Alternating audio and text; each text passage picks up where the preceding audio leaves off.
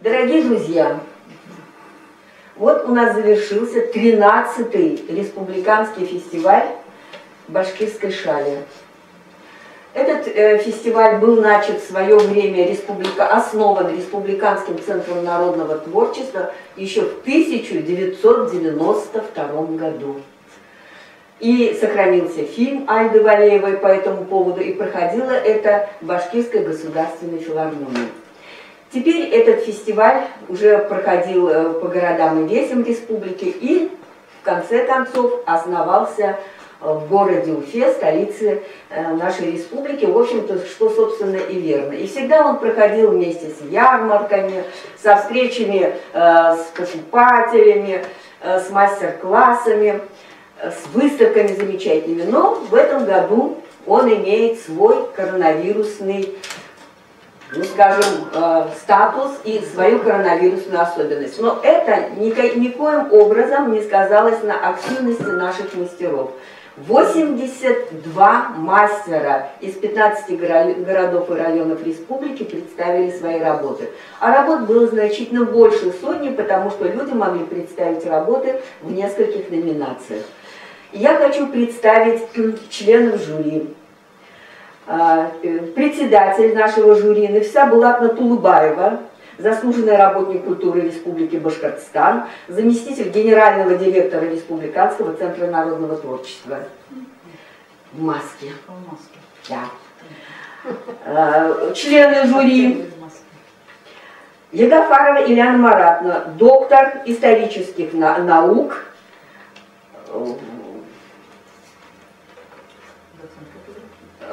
ну, я не буду остальные ваши регалии говорить, специалист. Член жюри Сурина Сарвар Рашидовна, член Союза журналистов, член Союза писателей, лауреат премии имени Биишевой, имени Мифтахиддина Ахмулы, заслуженный работник культуры Республики Башкортостан, большой знаток шали. Вот. Абсалямова Алсу Габбасовна, директор ООО «Башкирская пуховая шаль», сама мастер пуховязания.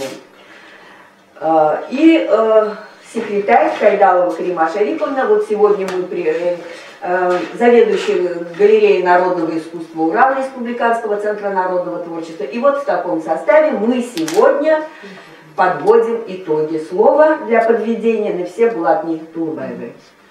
Спасибо.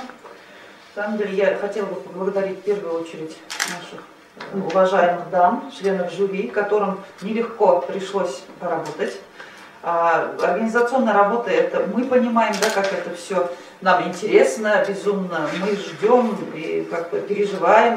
А членам жюри вот на уже подготовленной работе, то есть оценивать работу лучшие работы выбрать, а оценивать работу уже известных мастеров, это не так-то легко, поэтому есть такое понятие не обидеть людей, не оттолкнуть от себя мастеров, которые в самом деле самозабвенно работают, занимаются в этом направлении. Поэтому я бы хотела сначала поблагодарить вас, членов жюри, которым пришлось, в общем-то, выбирать лучшего среди лучших, так бы я сказала. Потому что конкурс, фестиваль, он уже ставит задачи, присылает очень хорошие работы. Конкурсные работы мы уже даже так называем, можем себе позволить теперь, да, работы есть конкурсные, есть не совсем соответствующие критериям конкурса. Но, тем не менее, в этом году в условиях пандемии у нас состоялся фестиваль в усеченном таком варианте, конечно, тем не менее, мы с вами смогли провести. Большое, огромное спасибо всем мастерам, которые этим делом занимаются, любят. И я думаю, мы сможем в этом году тоже красиво подвести итог. Как уже сказали, поступило очень много работ. Мы считаем, что если даже ситуация была такая, что мастера сами не смогли приехать, они прислали шали, прислали изделия.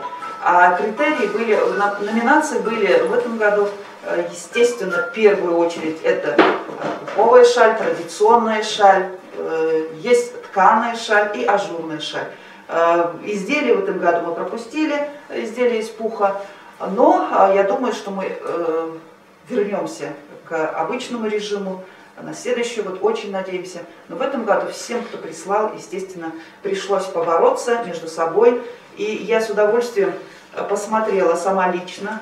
У нас, к слову, хочу сказать, что все члены жюри, все, кто организовывает, мы все прекрасно разбираемся. Кто-то много лет вяжет, вязанием занимается, кто-то ткачеством, именно ткаными шалями занят с самого детства, знакомый. То есть здесь вопрос о компетенции вообще не стоял. Поэтому я бы хотела озвучить сегодня именно вот победителей, финалистов, которые вышли на финал, на итоговой тур этого конкурса.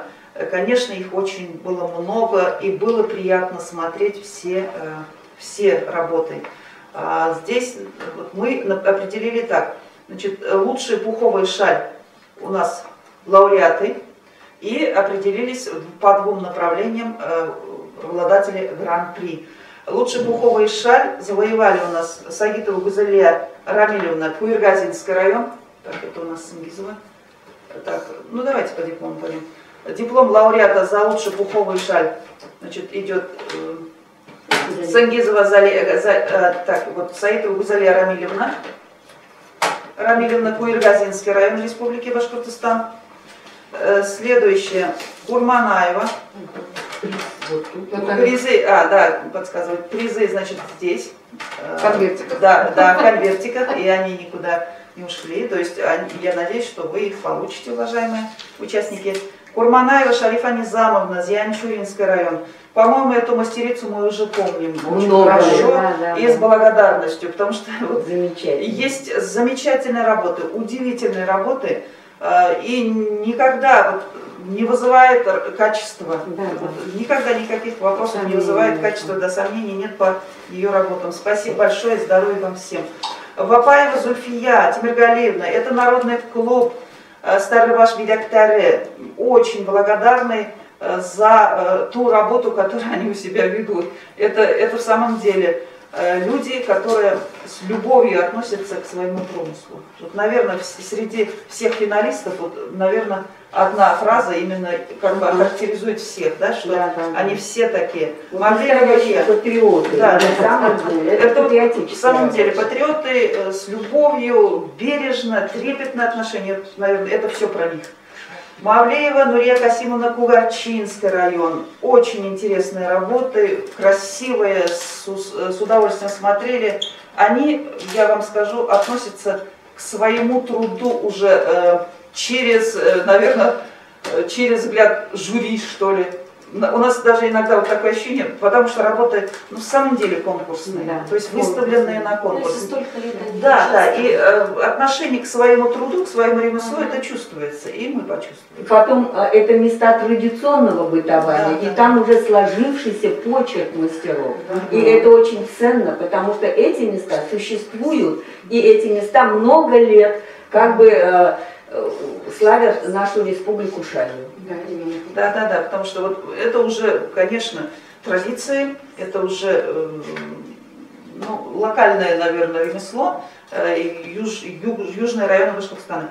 Сингизова Залия Газизовна, Зилаирский район. Здесь мы отметили, все члены жюри были единогласны, что здесь традиционный пух Зилаирского района, очень мягкий, интересный. Тоже отмечено званием лауреата. Спасибо. Вот это локальная особенность здесь, яркая. Клементьева Альмира Арифовна, город Кумертау. Вот мы эту мастерицу тоже знаем, работы смотрели. Приятно видеть, возвращаются, то есть традиционно трудятся, работают. Развиваются. Да, развиваются. И что хорошо, в этом году, конечно, мы не видели воочию друг друга. На выставках мастерицы все находятся рядом, находились до этого, и они могли пощупать работы других, соседних районов, да. Ну, просто, скажем, они все соратники в одном деле, и поэтому была такая возможность, но я думаю, что мы к этому вернемся. Спасибо большое. Так, Ишмурзина Альфия Абдулхаковна, Зианчуринский район. Но мне кажется, про Зианчуринский район вообще как только называешь, мне кажется, уже это бренд. Да, Я еще раз повторю, что в этом году Зианчуринский район подает, и на грант выдвигались, и в Российской Федерации есть такой институт Роспатент, это интеллектуальная собственность подтверждается, то есть мы сейчас с районом занимаемся как раз вот получить патент на башкирскую пуховую шаль, именно на базе Зианчуринского района, там, где открыли центр. Это тоже очень много дорогого, много стоит и дорого стоит. Я думаю, в этом плане они сделают для всей республики, для всех мастериц, для всех мастеров хорошее дело. Так, и у нас лауреат за лучшую ажурную шаль Хужахметова Зульфия Хусаиновна, город Уфа. Но урожденная Зианчуринская. Да, получилось опять Зианчуринская. Именно традиции распространяем, укрепляя здесь, в столице. Я думаю, это вот тоже очень хороший показатель, потому что традиция продолжается, передается. И потом надо обратить внимание на то, наверное, на возрастную категорию. Да? У нас есть в самом деле и пожилые мастерицы, которые вяжут до сих пор сами и передают мастерство. Да, есть в прошлом году, по-моему, да, мы отвечали в этом году. 90-летние участницы имеются, поэтому это, мне кажется, тоже говорит о том, что у нас традиции живы. И вот приятно, когда молодежь работает. Ну и гран-при. У нас в этом году мы в номинациях отметили за лучшую... Да, в номинациях отметили тканую шаль. Нет, извиняюсь. В номинациях, да. В номинациях тканую шаль мы отметили, потому что здесь тоже нужно сказать, что тканая шаль это Вязян, Хайбулинский район, это Абзелиловский район. И на сегодняшний день Бирск, центр ткачества «Шелковый путь». Мне кажется, Розвакиловна как раз вот Гульнас, Сурина и Гамировна Сурина в Хайбулинском районе, в Абзелиловском районе у нас Расиля Валеева и Розвакиловна в Бирске, Гарифулина, да, вот три наших опоры, которые на сегодняшний день занимаются, практически было утрачено именно вот это ремесло, и они занимаются сегодня восстановлением. Огромное им спасибо, конечно, и хочется пожелать удачи, успехов, они не перестают удивлять, но опережая, забегая вперед, скажу, что по тканой шали у нас работа только-только возрождается и распространяется, и я думаю, что будет продолжателей очень много. И есть гранты, которые получили дети, и они уже начали работать, и это уже приятного стоит. Вот. Даже если они не станут мастерами шали, они будут иметь представление о том, что это такое и какое это исконное народное ремесло. Да, совершенно верно. И мы приступаем к волнительному моменту. Всегда волнительно называть гран-при, потому что здесь очень много вопросов, и мы тоже долго спорили. Работ много, достойных, красивых, но я уже сказала, что мы выбираем сильного среди сильных. Да? Вот такая, значит, среди ажурной шали, среди мастериц, кто изготавливает ажурную шаль, гран-при вручается Исенгуловой Гульсиме Фаниловне, Милюзовский район. Очень приятно, да, удивила, очень приятно удивила своей работой. Молодец, нужно продолжать так же. То есть по всем критериям конкурса, фестиваля, вот у нас обладательница гран-при Исенгулова Гульсима Фаниловна. Спасибо большое. Приз и грамота уходит в Милюзовский район. Да, Милюзовский район. Спасибо.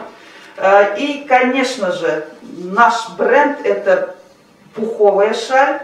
Башкирская пуховая шаль, как я уже сказала, мы ее продвигаем как бренд. И здесь, опять-таки, гран-при получает пятый раз даже. Зианчуринский район, тут уж спор нет, мы ничего не можем этим поделать. Работа в самом деле очень достойная. И мы называем фамилию Бикбулатовой Зульфии Рахматовны. Зианчуринский район получает гран-при пуховой шали, номинация пуховой шаль. Но я думаю, это самое главное. Мастерицы на сегодняшний день, это именинники торжества, так скажем, да, виновники торжества. В самом деле, спасибо за труд, спасибо за хранение, за трепетное отношение к своему ремеслу. И приятно, что, вот уж Карим Шариповна сказала, приятно, что они передают свое ремесло, умение детям, молодежи. Тогда уже, когда есть молодежь, мы уже понимаем, что наши дела не просто так, и они никуда не уйдут. Мы были правы, начиная в начале 90-х годов, да, получается, первые конкурсы, первые фестивали с опаской, со страхом, с риском. Кто не рискует, то уже мы понимаем, к результату никакому не приходит. А мы сегодня получили вот такие вот очень хорошие результаты. Поздравления, удачи, здоровья. Я думаю, что әйтәләр бит, күн яманы бөтер, кеше яманы бетмәс. Шуңа күрә матур булып калайык, матур кешеләр булып калайык. Был авыруга да үтеп бетер. Имен-һау булайык, бер-беребезне хаклайык, эштәр дәвам итсен. Тормыш матур булсын өчен ниндәйдер теге аралашыу кирәк бит әле. Бүгенге көнгә аралашыу юк, әмма эштәр белән, шундай сорашулар белән без бергәбез. Шуңа күрә бирешмәскез дип сәламәтлек теләйек. Ну, наверное, нет худа без добра. И у ковида, наверное, есть оборотная сторона. И вот в кои-то веке мы проводим круглый стол, когда представитель науки, доктор исторических наук Ильяна Маратовна Ягафарова скажет свое слово как представителя науки о башкирской пуховой шале. Потому что получается очень интересная ситуация. Места традиционного бытования есть, мастеров множество, причем мастеров потомственных не в первом поколении, а в очень-очень глубоком поколении. Козы есть, которые водятся. Да, сами отселекционировались. Порода башкирская. То есть люди, более того, местные люди, они знают на ощупь, какая башкирская шаль, на ощупь, какая не башкирская шаль. А про промысл вроде бы в литературе ничего и нет, что бы это значило на самом деле. А это значило, что просто это какое-то историческое упущение. И вот сегодня Ильяна Маратовна Ягафарова на эту тему скажет несколько слов. Да, дорогие коллеги, спасибо большое за возможность участвовать в таком очень важном мероприятии. Почему? Потому что народные промыслы сейчас вообще во всем мире уделяется очень большое внимание их развитию. Здесь есть очень важный ресурс, то есть вот сохранение народных промыслов, ремесел, художественного творчества. Здесь есть очень большой ресурс для развития современного общества. Почему? Потому что в этих изделиях, вот то, что мы наблюдали во время работы жюри, мы все это пощупали, потрогали, и для меня было удивительно, что такая традиция, она настолько живая, и в ней есть, с одной стороны, есть некие стандарты и нормы, именно те критерии, как раз, которые использовались и в работе жюри, да, какой должна быть пуховая башкирская шаль, какой орнамент должен быть, какого качества пух, в каком центре это было изготовлено. Но вместе с тем для меня было удивительно, что здесь есть и такой авторский момент, и что мастерицы, они с одной стороны несут традицию, а с другой стороны они вкладывают свое понимание, свое представление об эстетике, о качестве, о функционале вот этого изделия. И этим они дают жизнь вот этому творчеству, и как эстафетная палочка это передается дальше следующим поколениям. Потому что в народном творчестве здесь сложно изучать вот с научной точки зрения, потому что здесь нужно уметь увидеть сочетание. С одной стороны, есть некие стандарты, некие такие рамки, в которых вот это искусство или творчество должно развиваться. Но вместе с тем должен всегда добавляться какой-то новый живой поток, какое-то новое понимание, потому что мы сейчас в 21 веке живем, и сохранять то, что было в 19 веке, вот в неизменном виде, наверное, сейчас не получится. Но добавляя вот эту новизну, вот 21 век, надеюсь, 22 век и дальше, всегда будет жить вот это творчество такое, да, изготовление этих башкирских шалей, чудесных изделий. И оно будет развиваться. И я счастлива увидеть в динамике вот эту башкирскую шаль, то есть какой она была, какой мы ее видим сейчас, и мы можем уже определить посмотреть перспективы, как это будет, что наши дети тоже увидят, какая бывает эта башкирская шаль, как ее изготавливают, для чего, как ее используют. Потому что молодежь сегодняшняя, не все, наверное, понимают, что такое вообще шаль, для чего она нужна, что у нее есть и терапевтический эффект, да, который признан во всем мире. У нее есть эстетическая некая составляющая, у нее есть такой функционал определенный, да, это и для тепла, и для красоты, и для удобства. В общем, так много заложено вот в этом изделии. И то, что мы имеем возможность оценить, вот именно глубину, все содержание этого изделия, и дать жизнь этому изделию в будущем, и то, что проходятся вот такие вот фестивали, это, конечно, это уникальная вещь, честно сказать. Во всем мире это очень ценится. И я очень надеюсь, что такие мероприятия будут продолжаться, что мастерицы будут продолжать создавать такие произведения искусства, не побоюсь этого слова, да, вот.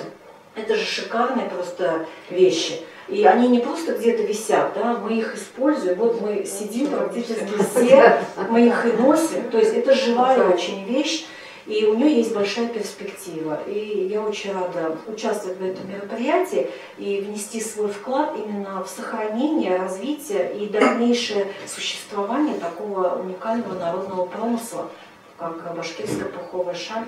Спасибо. Спасибо.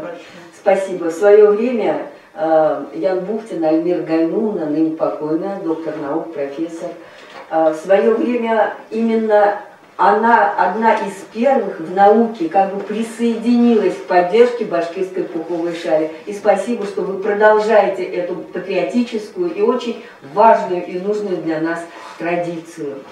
Сейчас мне слово хочется предоставить Сарвар Рашидовне Суриной. Ну, телевидение ее знает как журналистку, а вот мы, люди, занимающиеся художественным ремеслом, мы ей благодарны за то, что многие начинания Республиканского центра народного творчества в сфере развития народных художественных ремесел касалось это войлока, лоскута, вышивки и башкирской пуховой шали. Все это она не только освещала на телевидении, но она в эти вещи вникала. Она вместе с нами ездила. И в то, что в Кайбулинском районе сегодня существует народный клуб башкирской шали «Вазям», в его зарождении великим провокатором была Сарвар Рашидовна Сурина. И здесь хочется, конечно, благодарность еще сказать Расиле Софиевне Валеевой, которая не побоялась из Абзелиловского района, несколько раз приезжала, помогала. И, конечно, самим вазямовцам, которые вот настолько другого слова нету, настолько патриотичны, настолько азартны и настолько в них память живая, историческая, что они это дело не только радостно возродили, но и придали этому делу какой-то живой, сегодняшний современный импульс. Сарвар Рашидовна, после моего долгого вступления. Это такие есть. Спасибо большое. На самом деле, вот мне сейчас написано башкирские пеканы шали, что рассказать. Я еще раз вот хочу прямо перед собой положить вот эту прелесть, да, эту прелесть. Любоваться им, да. Мы всегда знали, что у башкир есть тканые шали.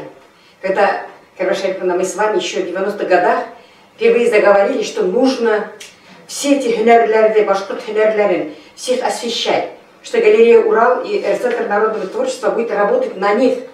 И я вам лично вот очень благодарна, Карбашарифовна, что вы фактически во многом открыли даже мне глаза на многие материалы. Я сама как будто жила среди них, среди войлока, среди шалей, среди туа-ойок, я это все знала с детства, да? И вдруг вы мне с точки зрения вот, руководителя, организатора, именно из культуры, учреждения культуры республиканского масштаба, вы мне диктовали, на какие направления нужно обратить внимание, на каком, как быть на уровне России, мы должны освещать и говорить о башкирских ремесленниках, которые поставили на ноги и до сих пор ставят на ноги башкирский народ.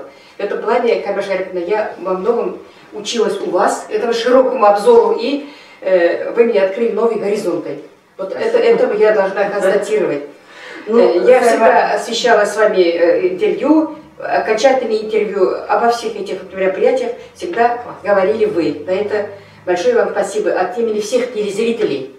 Они все-таки, благодаря нашим телепередачам, многие повернулись к этому ремеслу.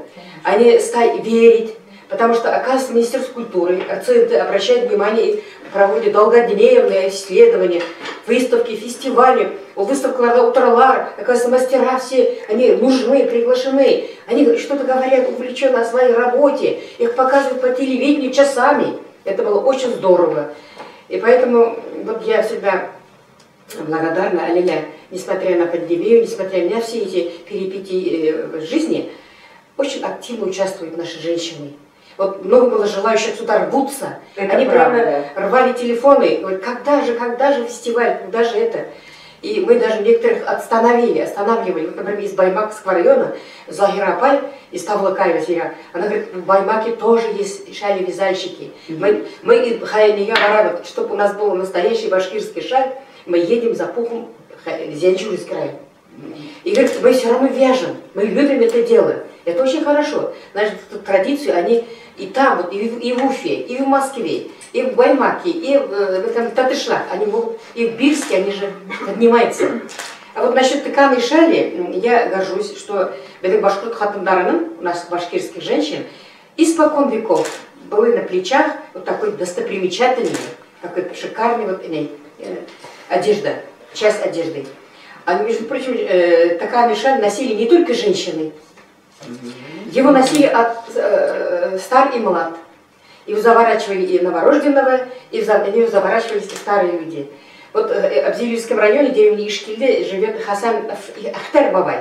Вот она мне своим интервью говорит, во время войны, говорит, мы остались благодаря пуховой тканой шали живы.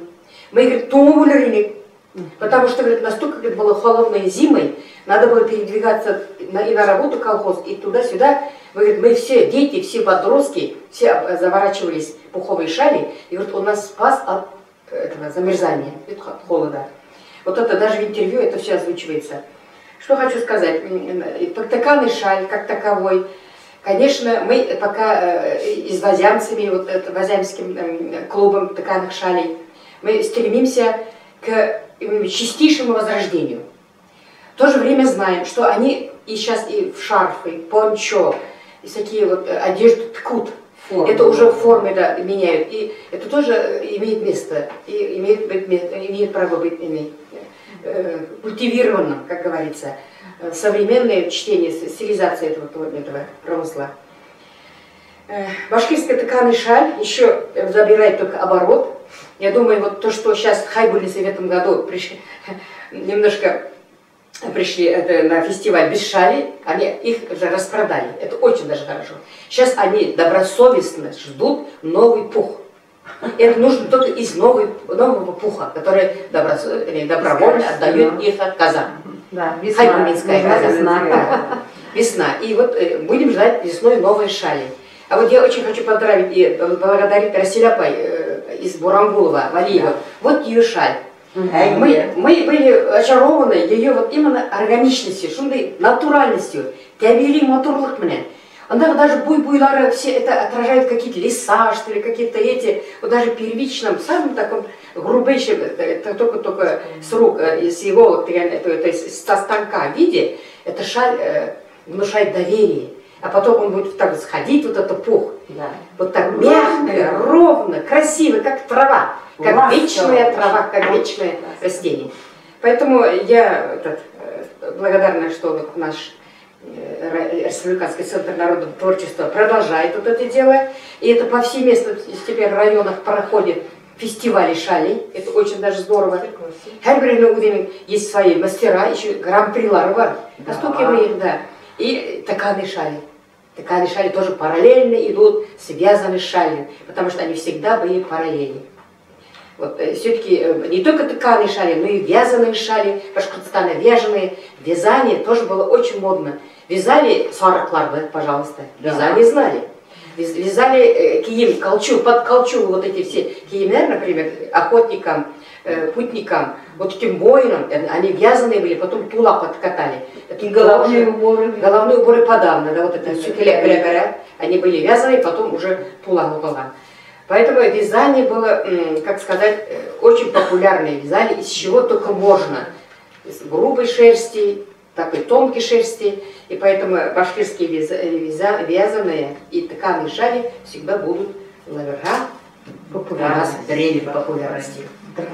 Дай Бог здоровья всем. Спасибо, Сарвар Рашидовна. Если говорить о башкирской тканой пуховой шали, это вообще явление уникальное. По всей России практически, тут уж и спорить нечего, она существует. Тканая пуховая башкирская шаль, это в наших горных, холодных районах. И это как бы, ну, это как бы составная часть национальной одежды. Вот. Ну и надо сказать, что башкирская пуховая шаль, и тканая, и вязаная, она ведь не просто элемент, ну, будучи элементом одежды, элементом народного костюма, национального костюма, современного костюма, трансформируясь, не трансформируясь, сохраняясь в этнической чистоте, она все-таки еще и продукт, предмет, объект малого бизнеса. И слава богу, этот бизнес, он, конечно, существовал всегда потихонечку. Там ручейками из наших районов эти шали утекали под существующими уже брендами и продавались. Ну, потому как вроде бы мы не создавали как-то особо свой бренд, да, а под существующими брендами они растекались по России, по Советскому Союзу тогда, и по миру тоже. Постоянно растекались и грели, по-моему, все население земного шара, которое мерзло, или значит, было заинтересовано в каких-то интересных этнических элементах одежды. И вот сегодня одна из самых первых, наверное, представителей бизнеса, ну, наверное, малого бизнеса, Алсу Габасовна Абсалямова. Ее предприятие называется «Башкирская шаль». И когда она приезжает и в Москву, и в Беларусь, и еще куда-то, и по всем городам и весям России, и иногда и за рубеж, она пишет «Башкирская шаль», ставит ООО свое, и начинает не только продавать, но еще и рассказывать, показывать.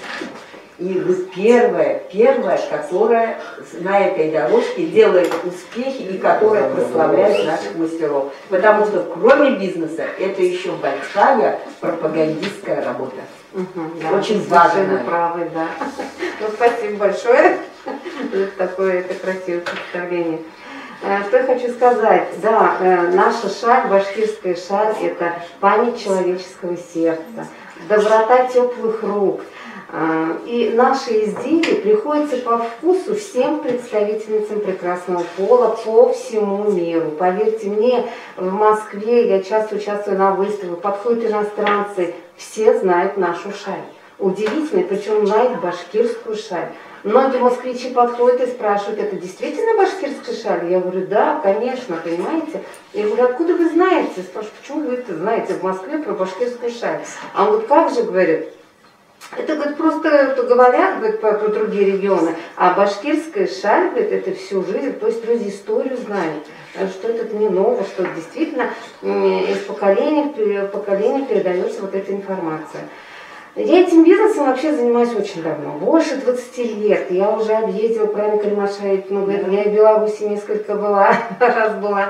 У меня есть оптовики, которые забирают продукции и в Среднюю Азию забирают, и в Москву, в Питер. То есть знают башкирскую шаль, любят эту шаль и ждут. И причем, знаете, понимают, что вот именно какой башкирский пух, какой не башкирский, как проверять. Это, наверное, это средства массовой информации, интернет. Сейчас многие знают. Базары. Да. Надо популяризировать это обязательно, надо популяризировать, и обязательно надо учить детей вязать, обязательно. И я думаю, чтобы нашу козу сохранить, надо как-то вот это производство нашей козы тоже восстановить.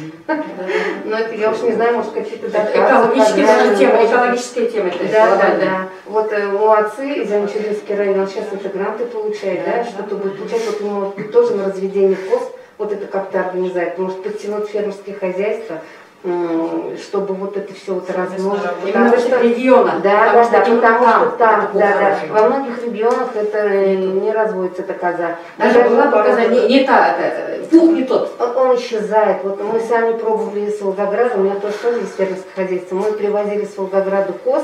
В первый же год, пару коз у нас было, первый год она дала пух, во второй год весь пух превратился в гость, ее просто не стало. Вот просто ее не стало. Наш климат не подходит. Они привыкли к теплому климату, а наш климат ему не подходит. То есть нужна наша коза, которая любит зиму, морозы, потому что наши козы дают 400-600 грамм пуха, и прекрасно наша коза 40 градусов мороза, и она не замерзает, то есть и она также будет и нас греть, потому что вот это вот, когда вот смотрит волокно, микроны, вот под микроскопом смотрим, тоньше нашего пуха башкирского нету. То есть он самый тоненький, следовательно, он самый теплый, он самый лечебный. Вот поэтому да. Поэтому надо обязательно, чтобы это не исчезла эта коза, чтобы она вот была, вот у нас существовала и многие поколения людей радовала. Потому что работать с этим пухом тоже приятно. Он мягкий, его когда вяжешь, он прям, как котеночек, прям вот в руках, вот прям вот, действительно приятно. Поэтому я думаю, надо сохранить этот платок. Платок надо сохранить, а козу надо культивировать, размножить, потому что сельское хозяйство, это, конечно, этим Центр народного творчества, наверное, не занимается. Наше дело... Мы можем предложить, почему бы нет. Но наше дело... Продвигая бренд, региональный бренд, да? Мы можем такие документы поднять и поработать, да? Очень правильно. Вот у нас есть этнографы, есть историки, есть ученые, которые могут нам помочь в этом вопросе. Есть те, например, как Сарва Рашидовна, есть заинтересованные лица, которые могли бы помочь. И тогда вот, дело чести, я не зря говорю, дело чести, и торговля пойдет, и популяризация пойдет. Но по поводу сохранения породы, естественно, вопросы есть. Потому что если я вот сама Зиянчуринская, мы всегда выбирали, где лучше пух, где красивее по свету. Там, естественно, идут разные оттенки. Нам все нравятся, но мы говорили даже где-то шелковый пух. Даже такое понятие было, шелк, как шелк смотрелось, поэтому я думаю, есть что включили вот как раз в реестр объектов нематериального культурного наследия. И это тоже обеспечивает ее сохранность на будущее. И вообще от того, что у России будет два бренда: оренбургский пуховый платок и башкирская пуховая шаль, это обогатит Россию, обогатит наш Башкортостан. Потому что этот промысел в Башкирии имеет глубокие корни, он имеет места традиционного бытования, имеет своих мастеров, и он уже имеет свои традиции. Пусть он как бы мало сейчас в литературе отражен, мало что у нас отражено, вот с паласами концы найти не можем тоже, и много с чем. Но эти концы надо находить, это надо утверждать, и я думаю, что мы вот под Новый год согреем нашими пуховыми платками, ну если не платками, то хотя бы теплыми словами об этих замечательных вещах весь наш Башкортостан. А вообще это элемент национальной одежды, элемент повседневный, элемент очень теплый, экологичный. Вы, если хотите, даже в какой-то степени патриотичный. Можно я скажу? Знаете, мне очень хочется видеть вот нынешнего гран-при, нашу традиционную башкирскую шаль. Это вот гран-при, ажурная шаль. Исянгулова. Нет, Мелюза. Исянгулова, Гульсима фамилия. А, да, у меня фамилия Исянгулова. Так, и Мелюза. Ну и традиционная пуховая шаль. Вот наш победитель шаль. Смотрите, Зульфия Бикбулатова, автор. Вот, мягонькая, Бикбулатова Зульфия Ахметовна. ровненькая, красавица. 5-й раз она получает гран-при в республиканском масштабе. Это То просто есть это уже, наверное, классика хранитель традиций. Да. Из пуха, из Баишева, деревня Баишева, она где покупает. Поздравляем, Поздравляем еще, что Да, в самом деле, и победители, и завершением нашего фестиваля, пусть он такой вариант, да, онлайн-вариант у нас получился. Я но, думаю, что тем не менее, мероприятие состоялось, и победители определили. И самое главное, живые традиции, они продолжаются. Я думаю, вот если даже, как мы смотрим, визуальное творчество, искусство, это, естественно, нематериальное культурное наследие нашего народа, жителей Республики Башкортостан, потому что сегодня мы не можем не заметить, как это в самом деле развивается, как это передается и как это сегодня завоевывает уже весь мир. Да, благодаря заинтересованным лицам, мастерицам, но и республиканскому центру народа. Но я всегда говорю, ил юртугунга баракат, мал товардардан имен булган, удивит хаугулайк, исянликте усрашагаяхан, до новых интересных встреч, потому что эти встречи, на самом деле, всегда интересны. Мы много чего для себя определяем, да? И, честно говоря, опираемся на них, на мастериц, опираемся на силу. И на отделы культуры, где работают очень преданные культуре сотрудники. Спасибо всем. Спасибо всем. И мы поздравляем.